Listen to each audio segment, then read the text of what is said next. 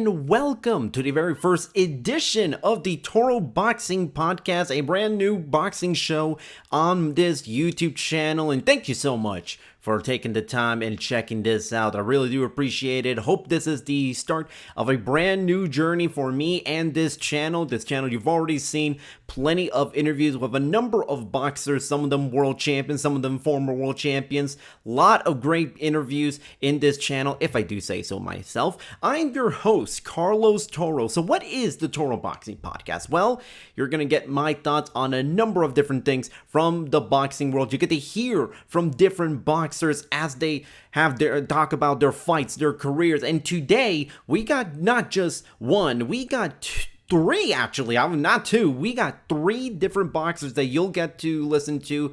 This week we have Shawn Porter, Nathaniel Gallimore, and Sebastian Fundora, the towering inferno, as they all talk about their upcoming fights on Showtime on Saturday, August 22nd. I was a part of the PBC on Fox media call that happened this week, and I got to talk to all three of them about their upcoming fights and perhaps what the future may hold for them if they come out with a victory. So you'll get to hear a little bit more about them today. But what exactly is this show? As I mentioned, I will be dissecting the news and talking about a lot of different things in boxing, and this is gonna be not just me, someone talking in front of a webcam, in front of a mic right here. You probably may have already noticed right now, there's a couple of stuff that around me on your screen right now. To my left, you'll get to, or at least my left, and your right, if we're talking about looking at the screen, is a little tab that we got here for different schedules of upcoming fights and results that you may have missed or may not have remembered, and maybe just a rundown of some of the things you might be interested in watching for this week in boxing. And then we don't have just that. We also got down below, I like to call the Toro bottom line, as we got news and little snippets from all over the world of boxing. It's kind of like the ESPN bottom line, which kind of gets read small little bits and pieces of news. It's not everything.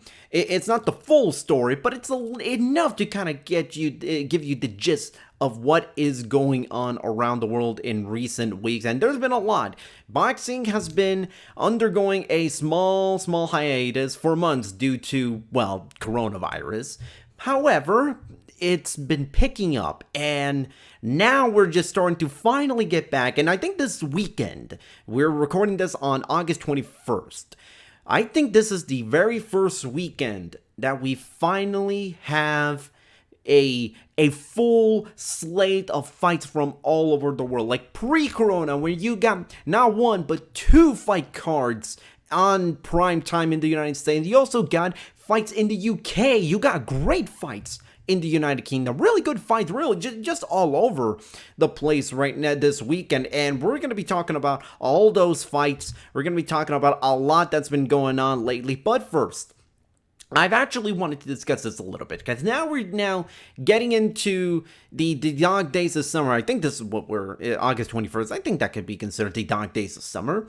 However, it's been an interesting time for the sport of boxing, because boxing has kind of been coming back in small waves. In the US, we got Top Rank and we got the Bubble, and they've been chugging along, doing their absolute best to make sure that the product that we get is the best that they can provide at this moment, and I will respect them for that.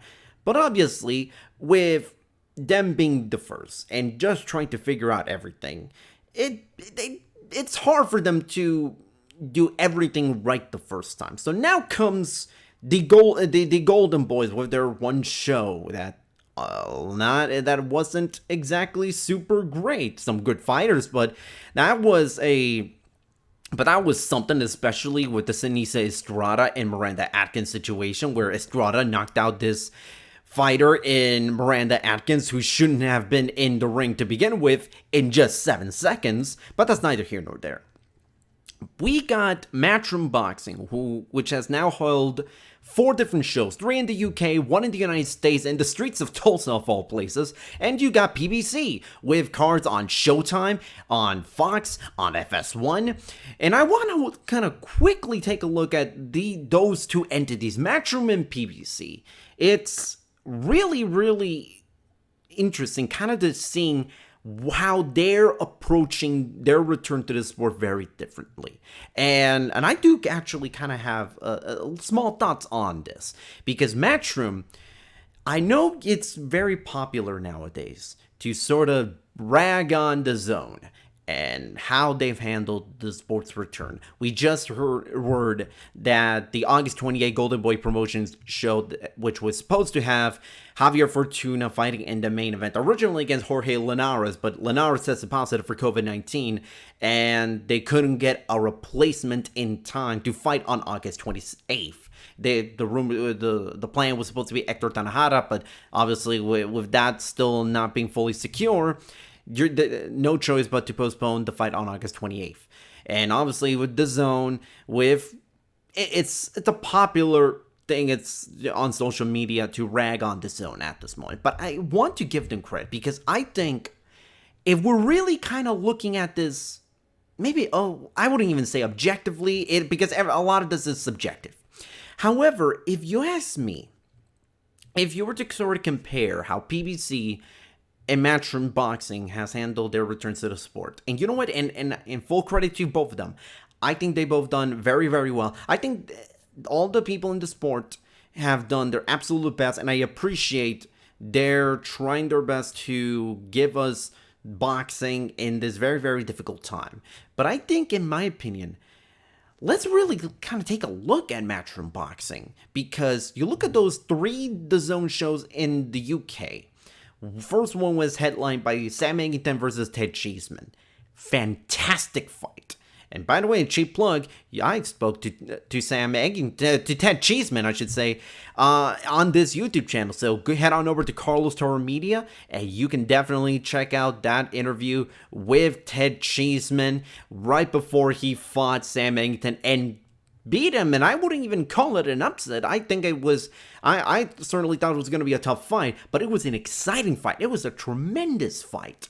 Then you had the second week, Natasha Jonas and Terry Harper fought to a draw for the WBC super featherweight title. Another incredible fight, not an incredible fight for women's boxing, just an incredible fight in terms of boxing in general. And then obviously we had week 3 with Felix Cash and Jason Wellborn, and that whole card, I kind of think it was maybe the weakest of the weakest of the 3 Matchroom Fight Camp shows. But then you kind of move on to the US, and you look at what they've been able to do with their one show in Tulsa. You look at the environment, you look at the setting that Matchroom has been able to accomplish with both the US and UK shows. It's been incredible. I think, in my opinion, but among the big name entities, Matchroom has been able to nail the uniqueness factor, absolutely perfectly. I love the setting of Eddie Hearn's backyard for the UK shows. The Tulsa, Oklahoma setting, like fighting in the streets, the setting and the stage, I love it. I think it's great. I think it was a very, very, very cool visual, and it gave, and I said this on Twitter, at Carlos Toro 360. I loved the visual shots of some of these shows, of Matchroom shows, have been phenomenal. And we got, in the US show, we got Jessica McCaskill versus Cecilia Brækhus, and a very, very good fight that McCaskill won and became the new undisputed welterweight champion. I thought that was a very good fight. I thought it was a very close fight. You could have really seen it one way or the other.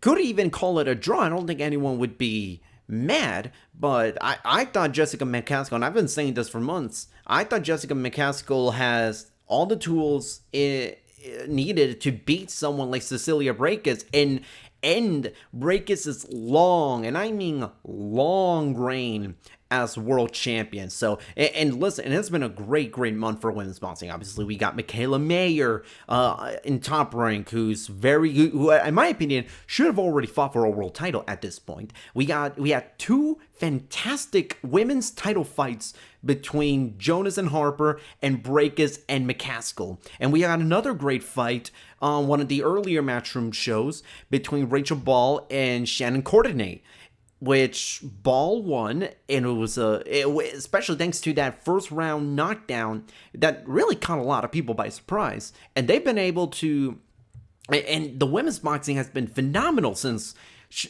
boxing has kind of returned, I guess, semi-full-time basis. I think there's still a couple of entities and promotions that are still kind of slowly coming back in. And this weekend, we got another fantastic women's fight. Katie Taylor and Delphine Persoon for the undisputed lightweight title. So when you really kind of look at everything, the quality of the fights have been phenomenal. The visuals have looked great.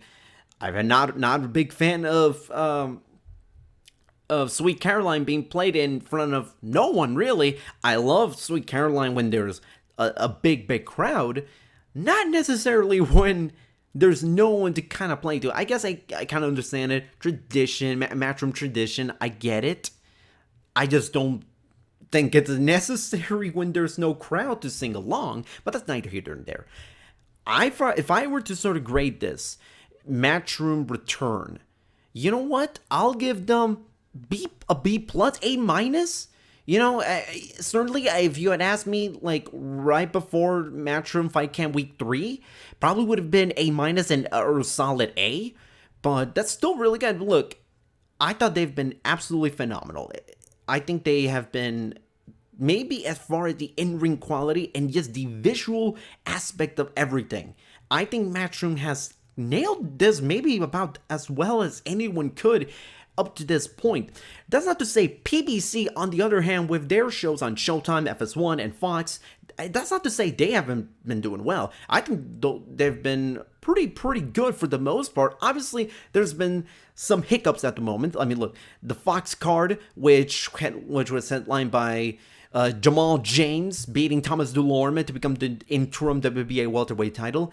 I can't believe, first of all, side note, I can't believe that there's another WBA title, but you know what? I can't.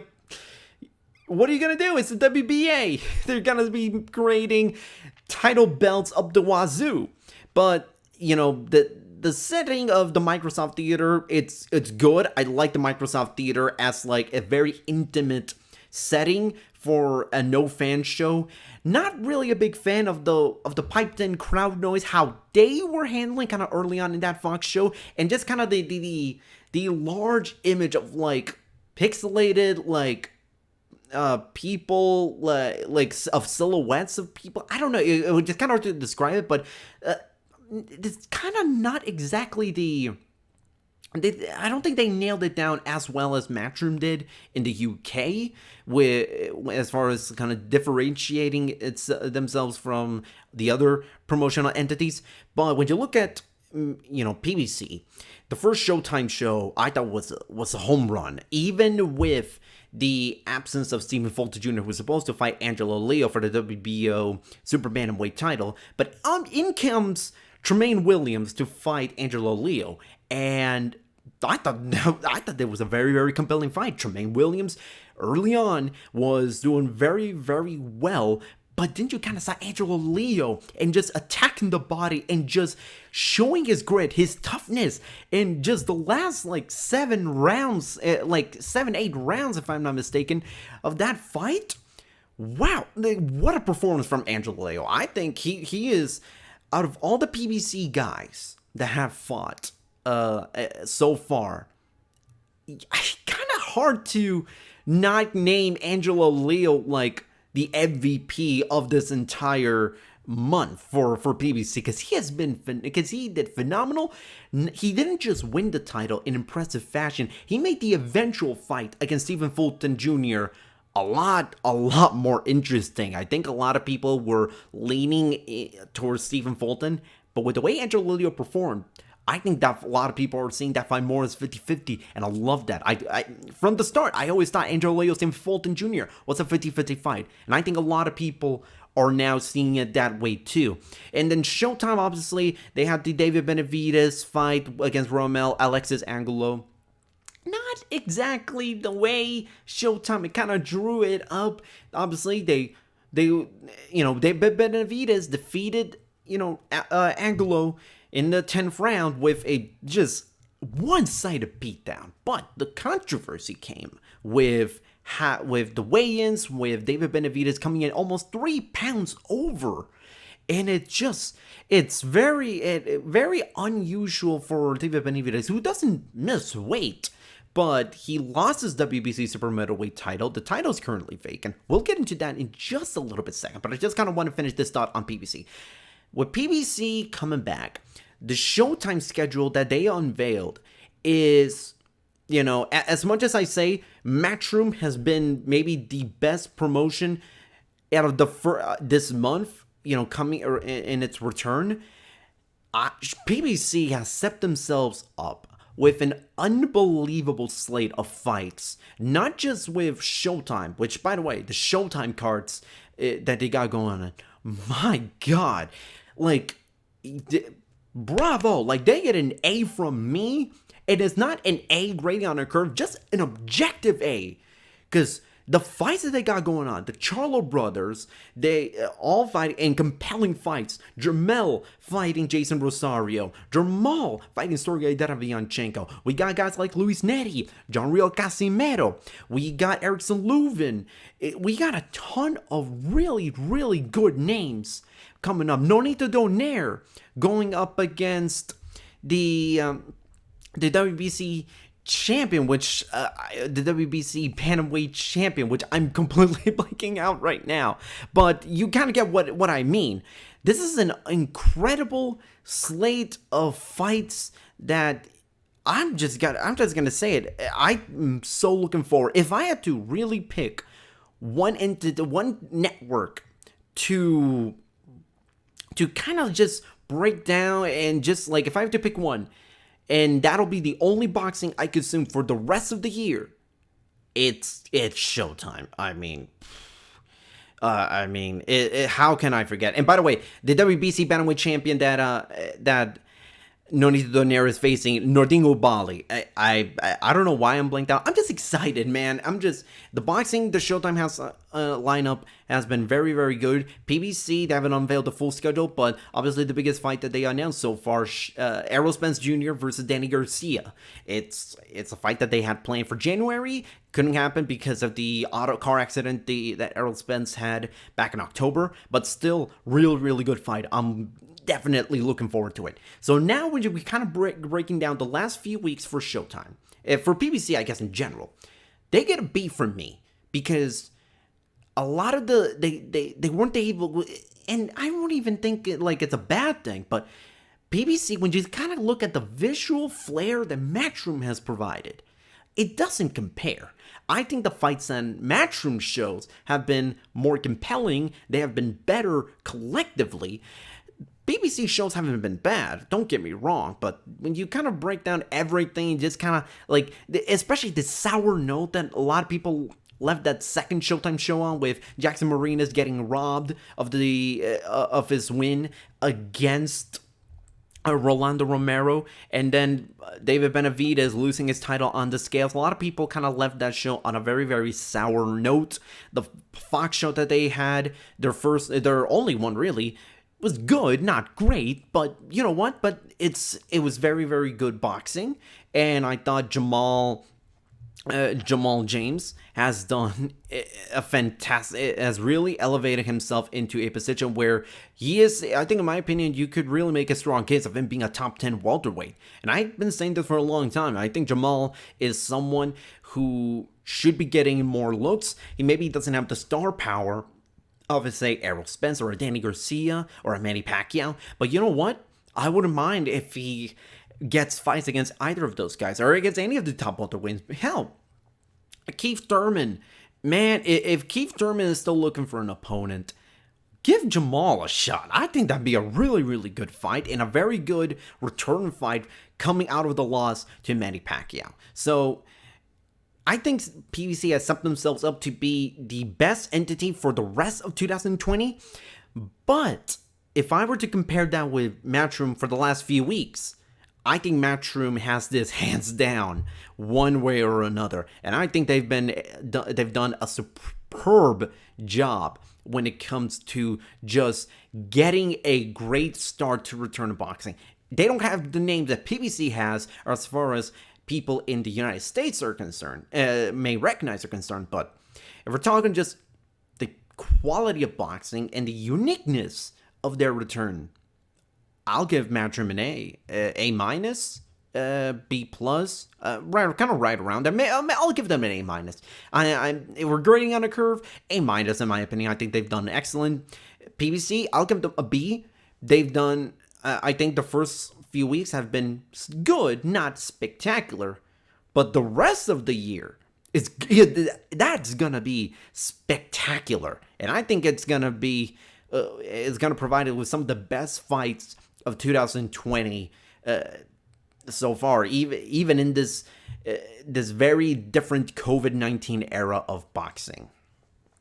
So I kind of alluded this earlier in the show, and and it's a very, very strange situation, because here's the thing, David Benavidez losing his WBC title.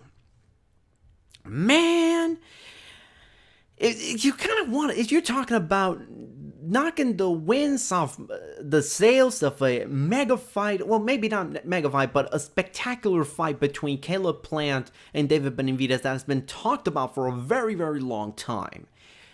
Man, I want to see that fight happen, but it's now becoming a little harder for me to believe that that fight is actually going to happen because David Benavidez missed weight.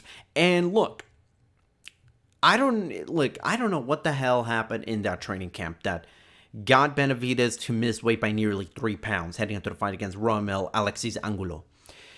But you cannot, you can't use the excuse of, well, we had to make a lot of adjustments because of COVID-19. Because you know what? A lot of guys that had to make huge adjustments because of COVID-19. Hell, the WBO minimum weight champion Wilfredo Mendez had to literally move from Puerto Rico to Las Vegas just so he can get some training in. And you can listen to that interview I did with Wilfredo Mendez on this YouTube channel as well, at Carlos Toro Media. But it's a bit of a cheap plug there. But if we're talking about the discipline needed as a champion to make weight, like, there is no excuse whatsoever. Look, David Benavidez has always been a big guy. And to a lot of people, move up to light heavyweight has been something that probably should have been in the plans for quite some time. He's not skinny, and I don't mean to body shame David Benavidez, but he's not a guy with who's super cut, or at least some of these guys with like 6, maybe sometimes 8 packs. So you look at David Benavidez and he misses weight. Now the conversation becomes, what's going to be his future? There's been some talk about David Benavidez moving up to light heavyweight. The WBC rankings had Benavidez from super middleweight champion now to the top of the light heavyweight contenders list. It's not necessarily a guarantee that David Benavidez is going to miss weight, but let's be frank here. Doesn't matter if his plan is to stay at 168. It's now gonna become a battle for, in the court of public opinion. It's gonna be his job now to convince people that he can still make 168 consistently, whether it's fair or not. A lot of people are now not. they don't believe that Benavidez is going to consistently make 168 from this point onwards. It's what happens when you miss weight. It's why a lot of people don't trust Luis Nery to make 118 anymore. It's why a lot of people don't trust Gervonta Davis to make 130 anymore. There's been a lot of guys who miss weight maybe once, or sometimes they needed multiple attempts at the day of weigh-ins to finally make weight, and now and once you miss weight, there's always going to be that stigma of, can he make weight? I don't know. We'll just have to find out. And that's going to be the case with David Benavidez. I hope he stays at 168 because because fighting Caleb Plant, that should have been the goal from the start. I know obviously the plan was for Benavidez, unified title with Caleb Plant. We still don't have a date for Caleb Plant's return. But here's the thing. It's now going to be David Benavidez's job to not just win fights, but to convince people that he can make 168. Because now a lot of people are talking about him moving to 175, and I don't think his team has made an official decision on that, but they want to stay at 168. David Benavidez, he needs to regain the title because, in my opinion, I think a little bit of the luster of that fight between Caleb Plant and David Benavidez has been lost because he lost the title on the scales. He needs to regain the title, and the problem now comes with the fate of the title because now the WBC has ordered Canelo Alvarez and Avni Yildirim to fight for the vacant title. Yildirim, now a lot of people are asking themselves, who the hell is Avni Yildirim? Why does he have the title shot? Well, just kind of give a very, very quick explanation as to why Avni Yildirim has the title shot. And I'm just kind of like looking through my notes right now because it's a very, very interesting decision the WBC has made last year. So go back to 2019 when Avni Yildirim was fighting Anthony Durrell to fight for the WBC super middleweight title that was vacant at the time because David Benavidez was champion of recess for failing a drug test. I believe it was for cocaine, or at least some substance found in cocaine. And Benavidez lost the title. He was named champion of recess, but the title was essentially vacant. Yildirim and Durrell fought for the title. The fight ended with Yildirim with a kind of a clash of heads, and Yildirim wasn't able to continue, so it went to a technical decision. The controversy I believe they did it at the 10th round or 9th round. It was somewhat late in the fight, but the round wasn't over. However, the judges scored that round as if it was a complete round. And if you ask me, I hate that. I hate that judges are scoring rounds when they're not done. I think it's very disingenuous. I think it opens up a lot of weird can of worms. And the issue came, and by the way, and let me correct myself, Yildirim wasn't the one who wasn't able to continue. Durrell wasn't the one able to continue because of the cut above his left eye. So the fight ended in a technical decision win for Anthony Durrell. But obviously Yildirim didn't like the fact that the incomplete round was scored, which if they hadn't counted that, I believe the argument was it would have ended in a majority draw. If I remember correctly, I think it was a majority draw, which meant the title would have still remained vacant, and then maybe it would have gotten a rematch, so to speak. So what happened was Yildirim was saying, okay, you'll get your rematch, you'll get a title shot after Durrell and Benavidez fight for the title. Benavidez beat Durrell to win the title, and then a lot of people thought, okay, well, we got Benavidez versus Yildirim. Not so fast. Yildirim was going to fight the winner of Benavidez Yildirim, but he took a drug test and he tested positive for something for metoclostebol, and I'm pretty sure I butchered that name, but it's the best I could do. And a lot of people thought, well, he lost his title shot and he's gonna be suspended. As it turns out, the WBC concluded in October, if I remember correctly, that him testing positive was because he was, and this is a direct quote from the WBC. It came as a result of him being exposed to a substance during muscular inflammation therapy he received in Germany, which meant that Yildirim, according to WBC's eyes, didn't knowingly and purposefully take an illegal substance. And in their eyes, Yildirim is innocent, which now means that Yildirim is going to get his title shot. And he never, and by the way, he never got the title. He never had a chance to fight for the title. But then you come in Canelo Alvarez. And Canelo Alvarez is the WBC franchise champ, which means he can do whatever he wants. That's essentially what the WBC said. Well, because Canelo Alvarez still doesn't have an opponent, he requested to fight Yildirim for the title. WBC said, okay. Why? Because he's a franchise champion and he can do whatever he wants. Essentially, that's kind of more or less what the argument was. So, I did not. By the way, it's no guarantee that the fight is gonna happen. It's no guarantee. You think DAZN wants another Canelo Rocky Fielding situation where it's a complete mismatch? And Canelo's just belt hunting at this point? Well, he's been belt hunting for a while now. He fought Rocky Fielding just so he can have he's the champ at 168. Guess what? He's not a champ at 168. The regular title doesn't mean jack shit.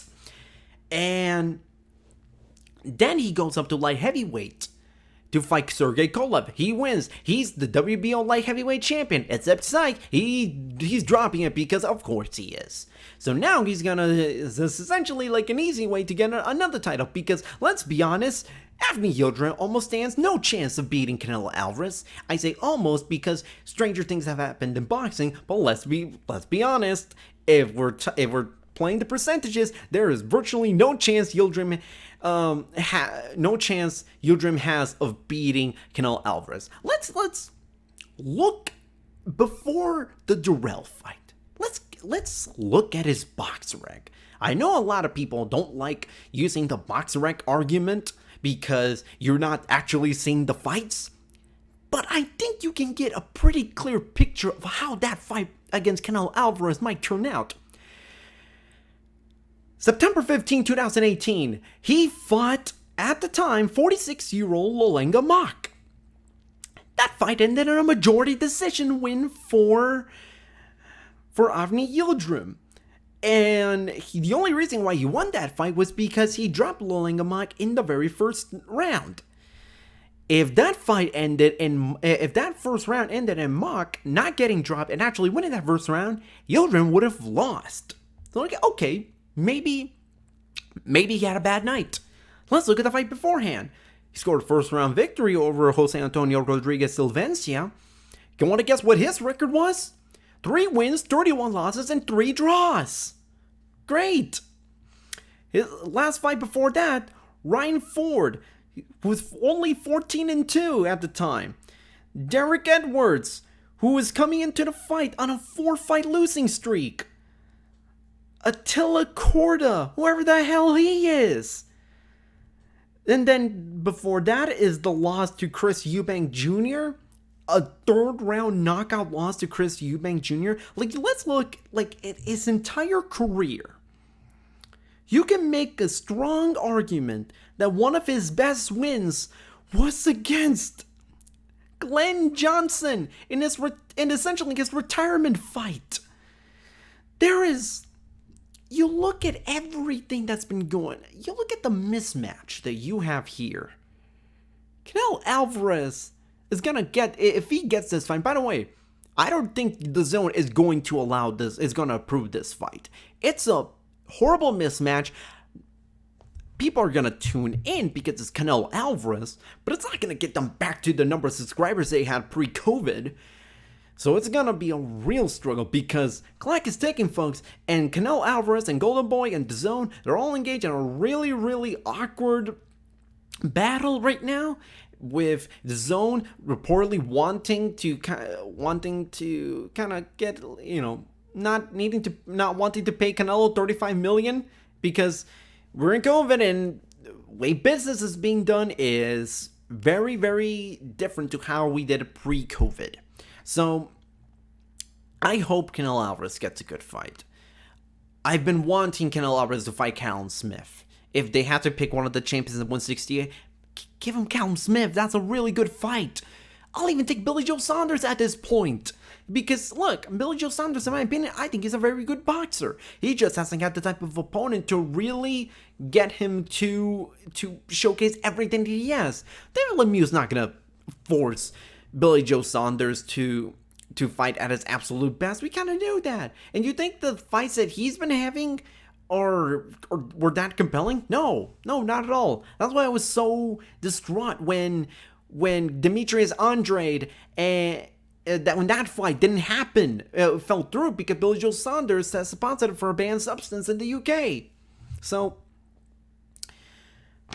I don't like this fight for Canelo and for Avni Yildirim. I'd have no interest in that fight because we kind of seen this fight already. Canelo Alvarez fighting an overmatched guy at 168.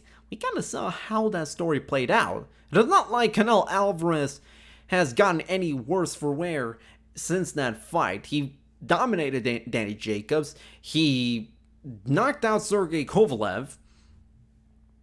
Man, I don't know.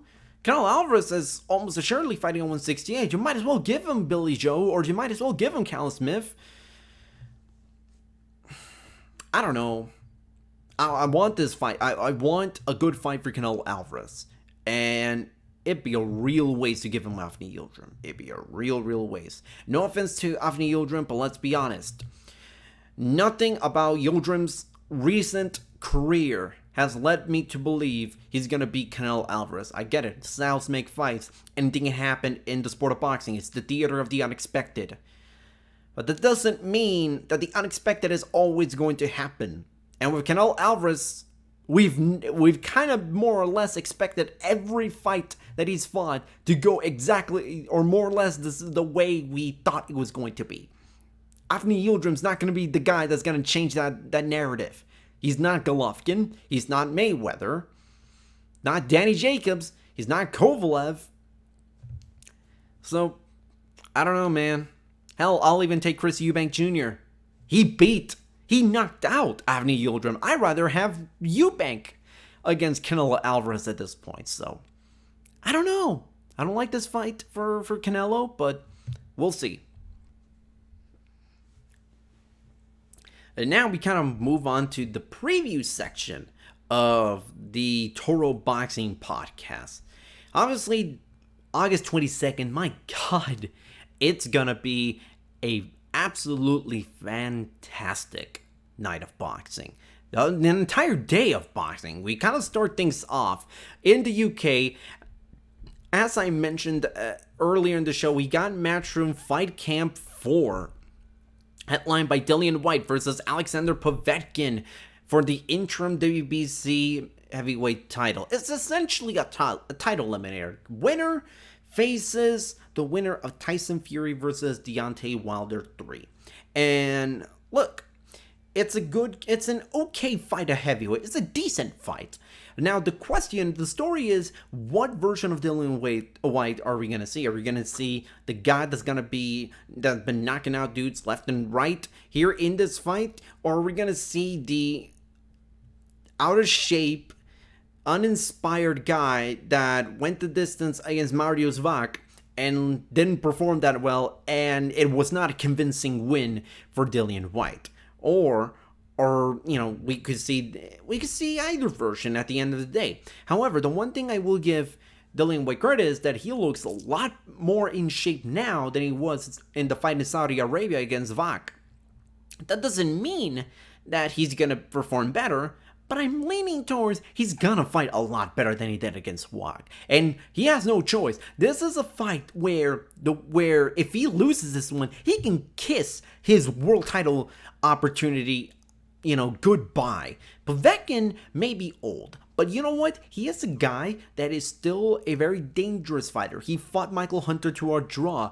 Early on in his fight against Anthony Joshua, he was landing some good shots. Maybe not great shots that was going to drop Anthony Joshua or knock him out, but they were good shots nonetheless. And Povetkin's always a tough out. He's not going to be an easy fight for Dillian Whyte. Now, it's hard to kind of give predictions, especially when it comes to fighters in their first fight out of the pandemic.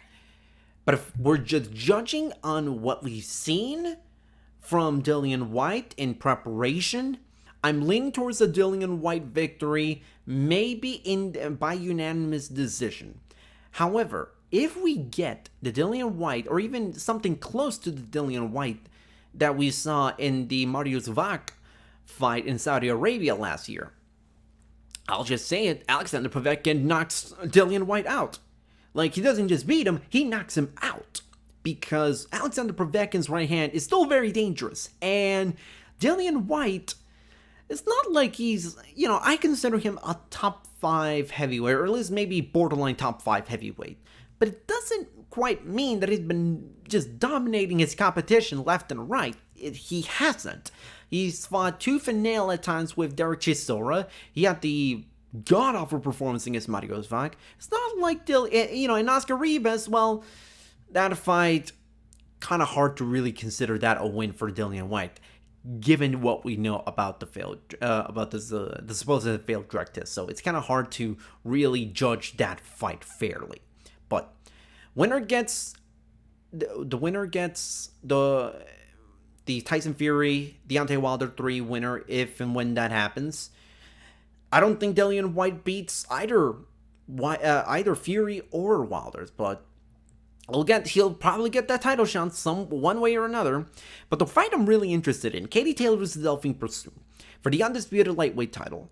This is an incredible fight. The first fight between these two back at Madison Square Garden in June 2019, these two women knocked that out of the park. I thought it was the best fight of the night, in my opinion. Now, granted, arguably the best fight of the night. Now, a lot of people will say, Joshua, how could you say that? Joshua Ruiz was unbelievable theater. Yes, but Taylor and Persoon had maybe the best fight in women's boxing in 2019, arguably.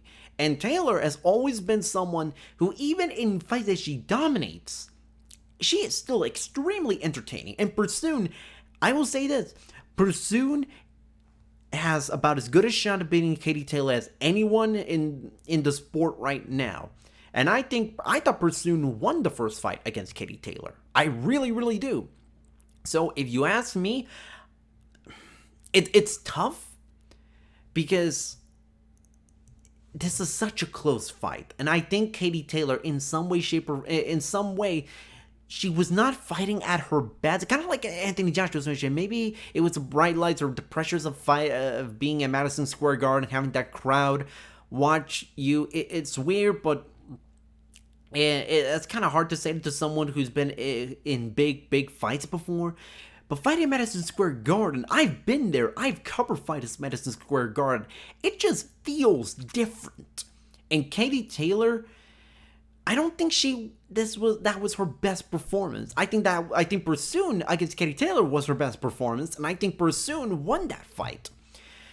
If we're talking about this fight and them being at their absolute best, I think Taylor just narrowly edges this one. Like, we're talking 96-94 on the scorecards. I think it'll be a super close decision, like the first one was. I think Katie Taylor wins this one, and I think if Katie Taylor wins, man, the resume that she has right now, Jessica McCaskill, Delphine Persoon twice, that's a hell of a resume. And we could even look at Katie Taylor versus Jessica McCaskill 2. That'd be an unbelievable fight. There's also Amanda Serrano, and I hope Katie Taylor versus Amanda Serrano happens, because I think that is a super fight in women's boxing. But if it doesn't happen, there's still good fights for Katie Taylor to take out there. Now, obviously, so as I always say, Dillian Whyte wins and Katie Taylor wins, both by unanimous decision. Also, else one on the card, Jack Cullen versus Zach Shelley, Luther Clay versus Chris Congo, Alan Babick versus Shondell Winters, a guy who lost to Joseph Parker in the U.S. earlier this year. I think it was in February, if I'm not mistaken, on the Mikey Garcia card. The undercard is okay. I like Luther Clay. I like the fight between Jack Cullen and Zach Shelley. I think as far as undercards are concerned, we've seen far worse undercards than the Matchroom Fight Camp Week 4. I think it's going to be another good one. As far as fight quality, I think it'll be maybe on par with the first one, which I think it was Matchroom's best show up to that point. So I think we'll see a brand new, I think we'll see Taylor retainer titles. I think we'll see Dillian White beat Alexander Povetkin. I think it'll be a great night of boxing, don't get me wrong. So it'll be, that's just the first part. So we got, on the night shift, we got two very interesting cards. Let's talk about ESPN and Top Rank first. Eleider Alvarez, Joe Smith Jr. is a very, very fun fight. It's not exactly two juggernaut light heavyweights, but it's a very good fight. Joe Smith Jr., I think, has finally recaptured the magic and the momentum he got from back when he beat Bernard Hopkins, when he retired Hopkins on HBO. He's coming off the win against Jesse Hart. A lot of people had Jesse Hart winning. In some regards, I thought Jesse Hart was going to win. I thought he was going to win a very close fight. I wasn't expecting Joe Smith Jr. to just really beat Jesse Hart. And that's made this entire fight a lot more interesting, because you're not just talking about this is just a light heavyweight fight. It's a title eliminator for the vacant WBO title at light heavyweight. Eleider Alvarez, I'm still struggling a little bit to kind of see where Alvarez stands at this moment. Yeah, he got the win against Michael Seals back in January, but it doesn't tell me that he's fully recovered from the loss to Sergey Kovalev, to a rejuvenated Sergey Kovalev. I think it's a very interesting fight. I think Joe Smith Jr. is going to make this a very physical fight. I think he's going to make this a very gritty fight.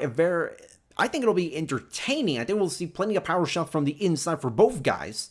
So if you were to ask me for a prediction, it's tough.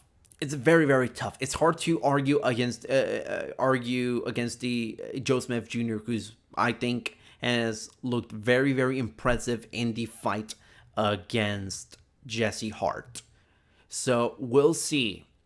I think this is a really tough one. Gun to my head, I say Alvarez wins this one. Very, very close decision. It's gonna be a close fight. I wouldn't be surprised if Joe Smith Jr. wins, but if gun to my head, I think Alvarez wins this one. Very, very close. And obviously we got on the undercard Rob Brandt against Vitaly Koppelenko. It's gonna be a good showcase fight for Rob Brandt, who beat Ryota Murata a couple of years back to become the regular middleweight champion. And you know what? I like Rob Brandt. I think he can be very entertaining when he lets his hands go. And I think this is going to be a case where he's gonna be doing that against Koppelenko. I like Rob Brandt to win this fight. I like him to win by unanimous decision, a fairly wide one. Could he knock out Koppelenko? Absolutely, but I think this is going to be a case where Rob Brandt probably will try to get some rounds in, try to see if he can find himself some big fights at middleweight, which is very tough at the moment. But there's a couple of decent, solid middleweights for Top Rank. I believe you can always do a third fight against Ryota Murata, though I'm not really that interested in Murata Brandt 3, especially with the way Ryota Murata just dominated Rob Brandt in the rematch. So I don't know. I think Rob Brandt wins this one, but I'm not entirely convinced that Rob Brandt's going to be getting big fights immediately. But the most interesting name on this card, you know him, you love him, I love him, we all love him. Clay Collard returning to the bubble a third time. And I gotta be honest with you. I don't think there's anyone in the sport right now that is more fun to watch and more easy to root for than Clay Collard with the story that he has had this 2020, especially in the COVID era of things. Clay Collard has been the best, the best fighter, the MVP, maybe not the best fighter, but he's been the MVP of 2020, in my opinion. You know what? If he doesn't get Fighter of the Year, which I'll give Tyson Fury the slight edge over Clay Collard at this point, but if we're talking about MVPs, Clay Collar's my MVP pick, because you're talking about the guys that he's fought. He's fought good prospects, undefeated prospects, fights that Clay Collard wasn't expected to win, and yet he's won all of them. He's 4-0 in 2020, which is bonkers to imagine this year, someone having 4 fights under the belt. Someone now fighting in their 3rd fight in 3 months. Unheard of in the sport. I'm pretty sure Clay Collard is the first one to be fighting this much in the COVID-19 era. He fought David Kaminsky, he beat him. He fought LT Nelson, he beat him. He's going to be fighting Maurice Williams, another prospect, 7-1 on a 5-fight win streak. I think Clay Collard wins this one. It's hard to really, and the thing about Clay Collard is that he's fun. He is not a guy that craves the spotlight. He is like, just watch his interviews. All he wants is to fight. All he wants is to step in the ring. He doesn't care about like the national spotlight. Doesn't care if like people pay a ton of attention to him. He just wants to fight. I respect that. And you know what? I wish Clay Collard, at this rate, if he just keeps winning, man, hard to argue against him being like prospect of the year at the very least, which is, it's funny calling an ex-UFC fighter who is, in their late 20s to be considered the prospect of the year, but man, it's hard to argue against Clay Collard. Maybe by the end of the year, I'm sure we'll see a number of different prospects kind of really showcase their stuff. Right now, with the year ended, I think Clay Collard gets been picked for MVP of 2020, not Fight of the Year, MVP of 2020, and Prospect of the Year. This has been a phenomenal year for Clay Collard. He's going to be getting fights. If he wins this fight the same manner he did in the last couple of fights, I think he's going to fight maybe twice more before the year is over. What a year to go 6-0 if that were to happen. 6-0 for the year. It's actually no, 7-0. 7-0. If he wins this one and fights twice more and wins those, he'd be 7-0. I don't think there's anyone. I think that'd be by far the most anyone has fought in 2020. So I like this fight. I think Collard wins this one. There's a lot of interesting stuff on that Top Rank show on ESPN Plus. But now we kind of move on to, I guess you could say, the main event. PBC on Fox. Shawn Porter versus Sebastian Formella. The winner is the mandatory challenger, or at least he wins a title eliminator for both the WBC and IBF belts, both held by Errol Spence Jr., who's going to be fighting Danny Garcia later this year on pay-per-view. We know what this is all about. If Porter wins, he's going to be fighting the winner of Danny Garcia, Spence Jr. Or at least it's easy to imagine that being the plan. It's not a guarantee with everything that's been going on.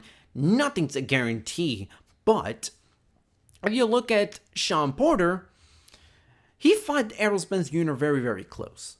And I think this is going to be a good fight. I know a lot of people are not excited about this fight, but Shawn Porter, and there's a fighter in the welterweight division right now that deserves a little break. A little bit of a break. I don't want to say this is a gimme fight, but, he fought Adrian Broner. Look at the murderer's row of fighters that he's fought in the last few years. All these are in a row. Adrian Broner, Keith Thurman, Andre Berto, Adrian Granados, Danny Garcia, Yordenis Ugas, Errol Spence Jr., all in a row. It's amazing the toll he must have taken in all of those fights.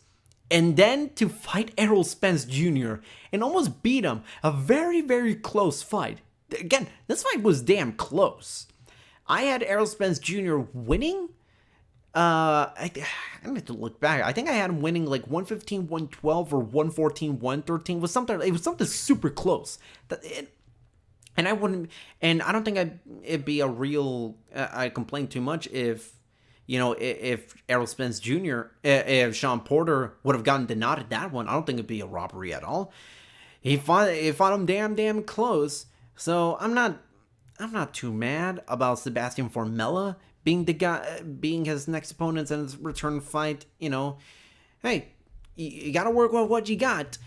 And I think the co-main event is pretty interesting if you really look at it. Sebastian Fundora versus Nathaniel Gallimore.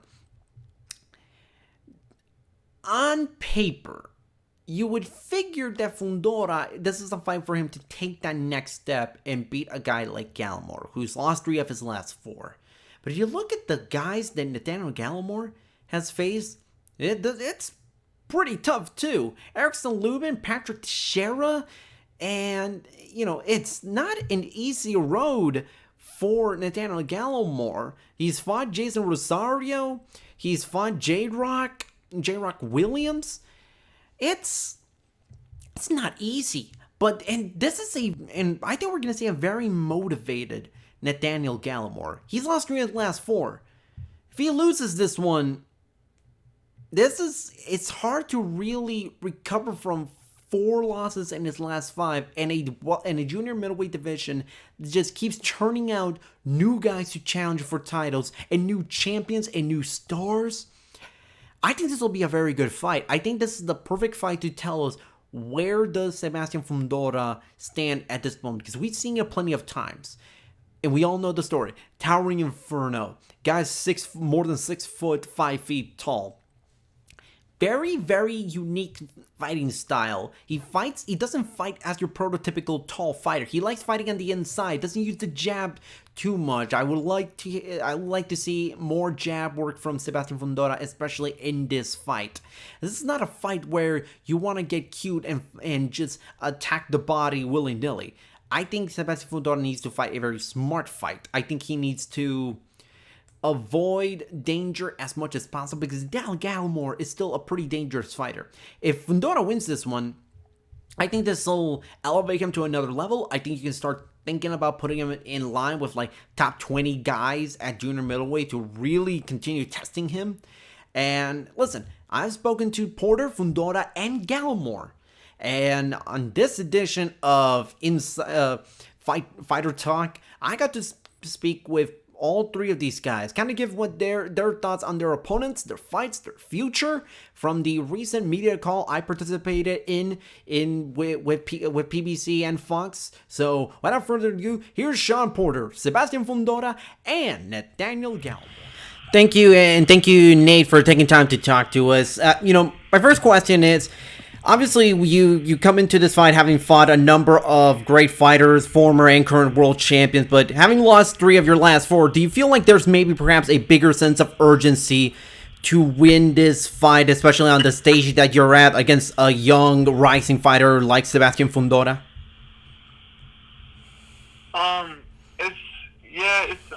I gotta speed it up. I know I kind of, like a little bind right now, but Saturday night I'll be able to, have some leeway, when I take care of Sebastian. So, I know what I got to do Saturday night, so that's why I worked so hard to get to this point again, and I'm fully prepared on this time. Have you been able to sort of look back on those fights against, J-Rock and Patrick Teixeira and Erickson Lubin and kind of just see what you could have done better and if you could apply some of those things for this fight against Fundora? Yes. You always got to study, on your downfall. You critique yourself and see what was the positive and the negative in that fight, and assess it with your trainer, and and then you fix those mistakes. So I know what he was. in those fights that was missing. So that's why I'm well confident in what I need to do Saturday night. Lastly, is how do you sort of prepare for a guy like Fundora? He's obviously an extremely tall fighter, but he's someone who also likes to kind of mix it in on the inside, not typical of someone of his height. How do you sort of prepare for something like that during training camp? No, it's just it's not his height I'm worrying about. It's just working on working with the best southpaws out there, and get the angles, and just work hard and be prepared for anything. Thanks, Nate, and best of luck on Saturday.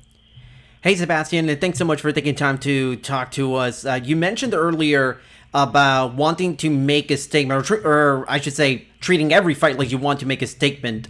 Obviously, Nate Gallimore has fought a number of big names throughout the years, but he's never been knocked out or stopped inside the distance. Do you think that statement that you want to make is to be the first guy to stop Nate Gallimore inside the distance as a pro? As a fighter, of course, but we're here to win, whether it's a UD or knockout.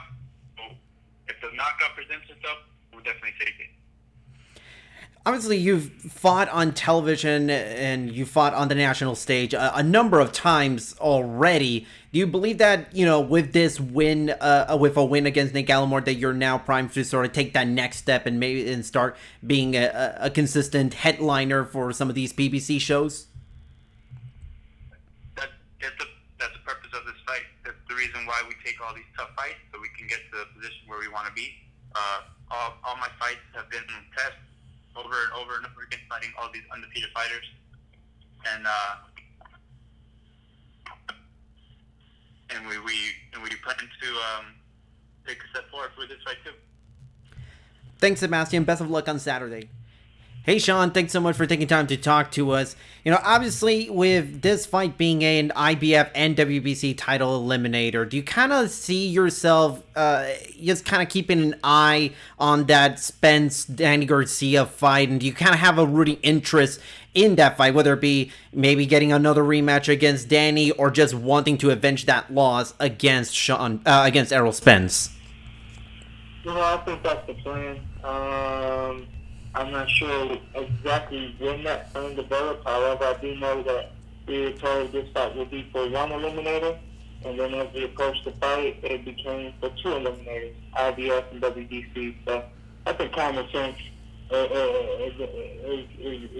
all you need to figure out who I should be fighting off of this fight. So that's the fight I'm keeping my eye on, but I'm keeping my eye on that fight as a boxing fan. I really do think that's going to be a great fight. Obviously, when you look at this fight and just kind of your mindset heading in, what's kind of been different coming out of this loss to Errol Spence than, say, when you had to sort of bounce back from the loss to Keith Thurman and to Kell Brook in the past? I promise you, nothing is different. And it starts with my dad. My dad is all about hard work. My dad is all about commitment. He's all about integrity. And we get that in every camp. We get that in every preparation for every fight and every fighter. Doesn't matter who it is. So this fight against Canelo wasn't about getting an opponent who wasn't known. It wasn't about getting an opponent who could only do one specific thing in the boxing ring. It was all about who's going to fight Showtime Shawn Porter right now. And it ended up being Sebastian Canelo. But for our preparation, the mindset after the fight with Errol Spence Jr., it has always been the same, which is to win. Get back in the ring and win, and that's what we're going to do. Lastly, I believe you mentioned earlier in the call that you were still able to sort of get everything done in training camp as you would for any other fight, but how different has that you had to sort of adjust to things when it comes to training, going to different places, when it comes to the pandemic, gyms closing, and just everything when it comes to preparing for a fight now in 2020? We made it happen, and I'll start with this. We were training at a track which was about 30 to 35 miles away from my house. There's a track nobody on it, and a brand new high speed, brand new track and everything. But It was the first high school that opened up the track. We were training there, and my dad said, "Don't you know a principal that lives around here?" So, okay, call up a principal there, and I'm very active in my community. And I said, "Hey, we need a track to train on. Can we get the keys to the high school track?" And they actually made a spare key for me for the high school that is about a mile and a half away from my house. And I mean, everything was at our disposal. The only major difference, once we started sparring, when we went to the boxing gym, like you guys have done, and I think last weekend you had the fights in terms of wiping off the ring, wiping down the corners, wiping down the canvas, even the stairs. Every single time we were at the gym had to be wiped off, sanitized, gloves, headgear, cup, all of our equipment, everything had to be wiped off. So I think that was really the only adjustment that we had to make. Other than that, it was just a matter of finding sparring partners that would come in, that would be safe and give us work. Eventually we got that. And when I tell you that the quarters are blessed, I mean that in every sense of the word. Thanks, Shawn, and best of luck on Saturday. Thank you, Carlos. And there you have it, Shawn Porter, Sebastian Fundora, and Nathaniel Gallimore. Obviously, I'm very excited to see all three of them fight on Saturday. Really looking forward to it. But we're kind of now closing things out towards the end of the show. And now I think let's talk about a little segment that I want to close each show on. 3 things that you may not have known about the boxing world. And we're going to start things off with, I can't believe I'm saying this, but Oscar De La Hoya, Roy Jones Jr., Mike Tyson, and Sergio Martinez. What is the one thing that they currently have in common? It's not just that they have unbelievable careers, tremendous fights, world title reigns. It's the fact that they're both old, way past their prime, and attempting to make a comeback. Whether it be in the case of Roy Jones Jr., and Mike Tyson having a little exhibition bout. Don't worry, it's not a real fight. Or Oscar De La Hoya, who says he's coming out of retirement and wants a real fight. Or in the case of Sergio Martinez, he's actually having a real fight. As of this recording, we're maybe just hours away of Sergio Martinez having his return fight in Spain. He hasn't fought in 6 years, 2 months, and 2 weeks since he was on one knee and losing to Miguel Cotto, getting dropped 3 or 4 times in that first round against Miguel Cotto. That is... I don't like it. I don't like this new wave of fighters in their 40s, in their 50s, trying to make a comeback. I don't like it. This is a very, very dangerous sport. And we've seen what it does to fighters who take way too many hits to the head or fight for too long. It's not pretty. So to see guys like Martinez and Oscar De La Hoya, who are way, way past their prime, just trying to make a comeback and actually having pro fights. Don't expect a George Foreman type of run or a Bernard Hopkins run where they're just now suddenly going to be winning titles at their very, very old age, or at least old age in terms of boxing. It's not going to be pretty. Martinez was past his prime when he retired. He was on one leg when he fought Cotto. Oscar De La Hoya, his best days were long gone when he retired so many years ago. And now he wants to come back. I don't want to see that. I don't like it. Because, look, it is a very, very dangerous sport. Boxing is no game. That's why they say you don't play boxing. This is not a case where you have Michael Jordan come back to play for the Wizards. This is not like, it's not a situation like that. It's basketball. Basketball doesn't have present the same dangers as boxing does. And we've seen fighters die in the ring.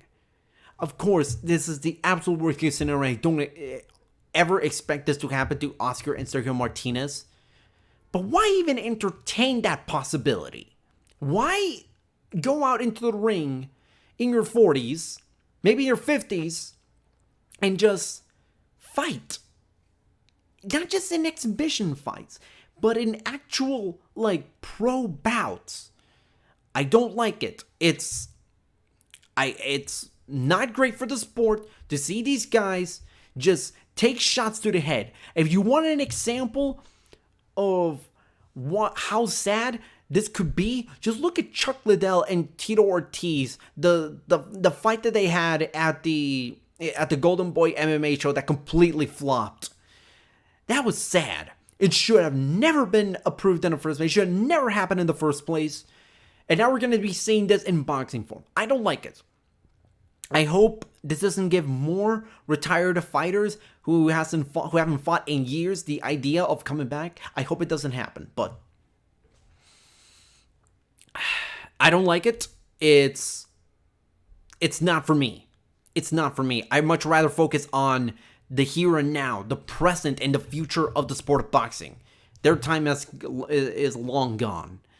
I don't want to see Sergio Martinez take unnecessary punishment. I don't want to see Mike Tyson, Roy Jones, and Oscar De La Hoya take unnecessary punishment. That's not for me. You know what? There's an audience who wants to see that, not me. I don't want to see that happen. I don't want to see something potentially tragic happen in the ring. The second thing that you may have missed over the weekend is kind of what's been going on with the bantamweight situation. Obviously, the big fight is Naoya Inoue versus Jonriel Casimero. And they were going to have a fight in April, but obviously the pandemic happened. And it's very, very, very bizarre. And it's kind of weird how we're not going into how we haven't been able to kind of get that fight secured. Obviously, there's a lot of different sides to all this story, but at the end of the night, the fight's not going to happen, or at least anytime soon. Instead, we're going to have Jonriel Casimero fight on the Charlo Brothers pay-per-view, and we're going to see Naoya Inoue. It hasn't been made official, but it's kind of safe to assume at this point that he's going to be fighting Jason Maloney, who I've said for quite some time is arguably the best bantamweight contender right now to not hold the title right now. And that's an interesting fight.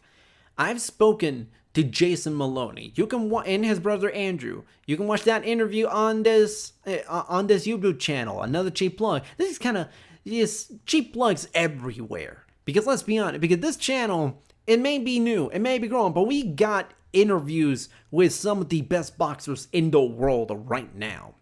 So Maloney versus Inoue. Monster versus monster. I like it. Now, I'm very curious to see how Inoue fights in the first fight since the Nonito Donaire war. And Jason looked great in the fight against Leonardo Baez in the top-ranked bubble. It's hard to kind of see a way that Jason Maloney beats Inoue. And look, I really like Inoue. I like the Maloney twins. I think they're great guys. Very, very good boxers. But Inoue, there's a reason why he's considered the best bantamweight in the world. I have Inoue as my number one pound-for-pound boxer. Maybe one day I'll break down my entire list of what my personal top 10 in pound-for-pound and maybe the divisional rankings are concerned. Maybe I'll do that in a future episode. But for now, it's not that I don't think Maloney isn't a good boxer. I think he's a very good boxer. But Inoue is on a whole different level. And if we see Maloney actually pull off the upset and beat Naoya Inoue, you better believe that's gonna be upset of the year. Not just that, it's one of the biggest upsets in boxing in the last few years. So, But it just accentuates another reason why another way COVID has really affected the sport of boxing. We almost had this phenomenal fight between the two best bantamweights in the world right now, in Casimero and now Inoue. And it's not happening anytime soon. Not going to be happening in 2020. It's going to be, if it happens, it's going to be in 2021. So now you're kind of seeing how big fights are being affected. Tyson Fury, Deontay Wilder, another example of a big fight that was going to happen, not happening anytime soon now. There's no real date for when that fight's happening. Hell, there were even a time where Lomachenko and Teofimo Lopez, they might not have had their fight secured. Now, for all intents and purposes, like, the fight is pretty much made or signed, and they're going to be trying to looking to fight in October. So the bantamweight situation is another example of why the sport of boxing COVID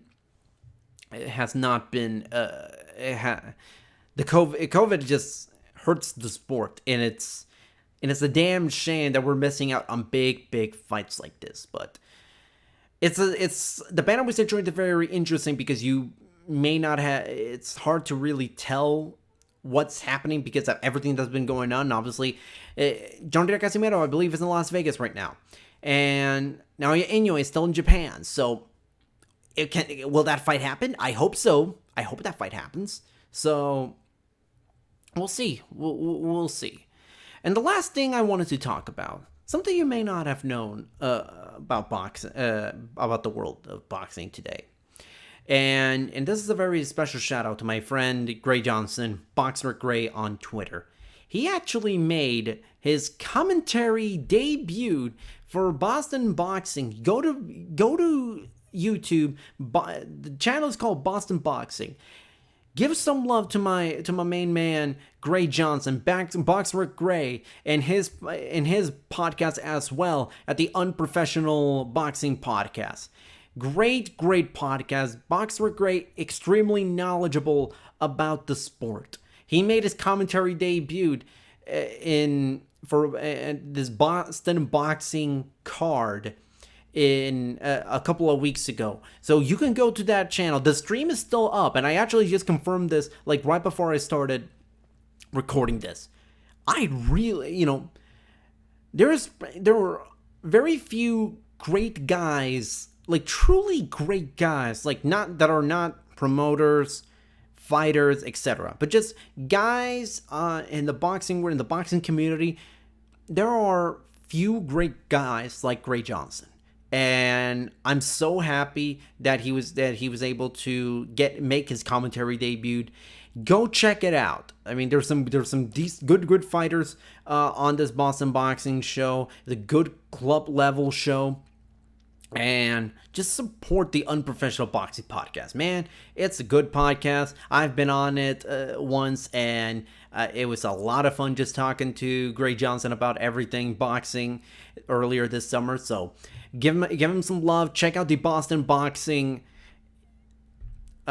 stream.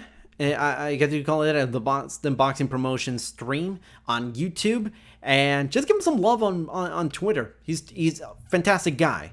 If you're not following him, I don't know what you're doing right now, because you're not doing boxing Twitter right if you're not following Boxer Gray on Twitter.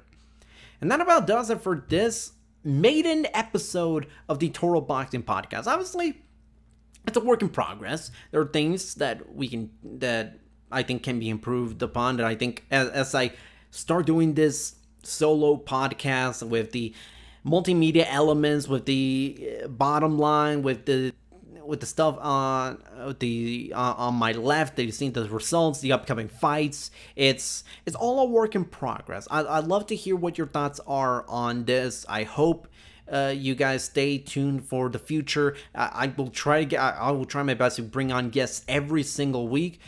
Is it a guarantee? No, but I'm really gonna try my best to make sure it happens.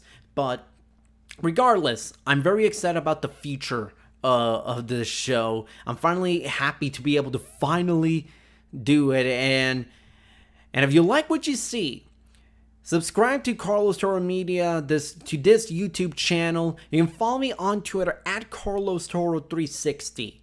Next week, we'll be breaking down all the fights that's happened this weekend, because this is a loaded weekend of fights. And I'm very, very, very excited to watch everything that's on The Zone, on ESPN, on PBC programming, on Fox, FS1. I'm just excited. Boxing's back. And I'm really, really damn excited over it. So until then, Carlos Toro of the Toro Boxing Podcast, and I bid you adieu.